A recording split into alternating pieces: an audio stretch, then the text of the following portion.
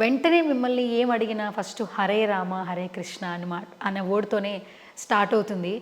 మీ ప్రతి మాట కూడా ఆ వర్డ్‌తోనే మొదలవుతుంది. సో, ఫస్ట్ దాని గురించి స్టార్ట్ చేద్దామా అసలు?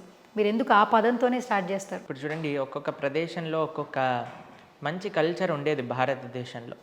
మీరు బృందావనం వైపు వెళ్ళారనుకోండి, రాధే రాధే అని అంటారు. ఉత్తరప్రదేశ్‌లోకి వెళ్ళారనుకోండి, సియారామ్ అని అంటారు. గుజరాత్‌కి వెళ్ళారనుకోండి, జై శ్రీకృష్ణ అని అంటారు. ఎక్కడికి వెళ్ళినా సరే ఏదో ఒక భగవన్నామంతో పిలవటం అనేది భారతీయ సనాతన సంస్కృతి. ఇప్పుడు మన సంస్కృతిని మనం వదిలేసాం. Hi, hello, WhatsApp, how are you అని అడుగుతున్నాం. పాశ్చాత్య దేశంలో ఉండేవాళ్ళు భారతీయ సనాతన సంస్కృతిని అవలంబిస్తున్నారు. మనమేమో వేరే దేశాల సంస్కృతిని అవలంబిస్తాం. దాన్ని ఫ్యాషన్ అని అనుకుంటున్నాం మనం. కానీ మన సనాతన ధర్మం ఏదైతే చెప్తుందో, మన భారతీయత ఏదైతే ఉందో, మీరు చెప్పారు కదా, మీరు వినే ఉంటారు ఈ విషయం. దేశం అంటే మట్టి కాదోయ్, దేశం అంటే మనుషులోయ్. మనుషులంటే కేవలం ఉండటం కాదు, మనుషులంటే ధర్మాన్ని, ఆ దేశ సంస్కృతిని ముందుకు తీసుకెళ్లేవారు మనుషులు అని అంటే. కాబట్టి మన దేశ సంస్కృతి సాంప్రదాయాలు ఏవైతే చెప్తున్నాయో వాటిని మనం ముందుకనాలి. అన్నిటికంటే మంగళకరమైనది ఏమన్నా ఉంటే అది భగవంతుడి యొక్క నామస్మరణ. అందుకోసమని మనం మాట్లాడినప్పుడు, ఎవరితోటైనా మనం గ్రీట్ చేసినప్పుడు, ఎవరైనా కలుస్తున్నప్పుడు మనం ఏదో ఒక భగవన్నామంతో మనం ప్రారంభం చేయాలి. మేము హరే కృష్ణ అని అంటాం. హరే అని అంటే రాధారాణి పేరు అన్నమాట. ఇప్పుడు మీరు చూడండి, ఈ ప్రపంచాన్నంతా కూడా మోహించే వ్యక్తి, అంటే అందరినీ కూడా ట్రాప్లో పడేసే వ్యక్తి మన్మధుడు అని అంటాం, క్యూపిడ్ అని అంటాం. ఆయన ప్రపంచంలో ఉండే వాళ్ళ మనసుని మొత్తం కూడా తారుమారు చేసేస్తూ ఉంటాడనమాట, ప్రేమ బాణాలు విడిచిపెట్టి అని అంటే.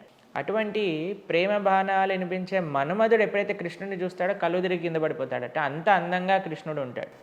ఆయన మనసుని కూడా హరించే స్వభావం కలిగిన వాడు కృష్ణుడు.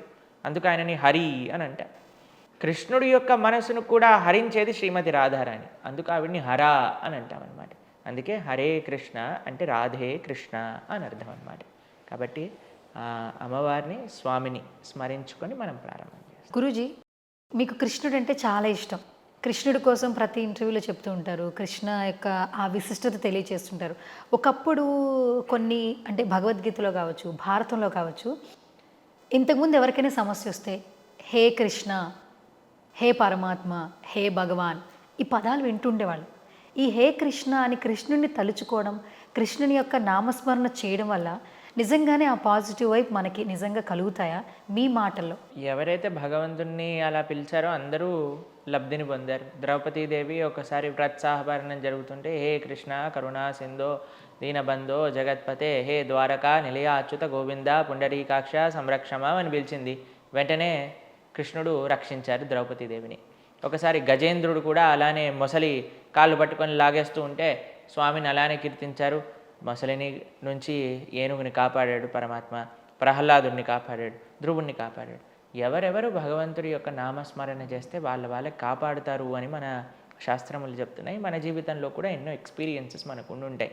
కాబట్టి తప్పకుండా మనము అలా హే గోవింద, హే గోపాలక, హే గోపీ జనవల్లభ అని భగవంతుని ప్రేమతో పిలవటం నేర్చుకోవాలి.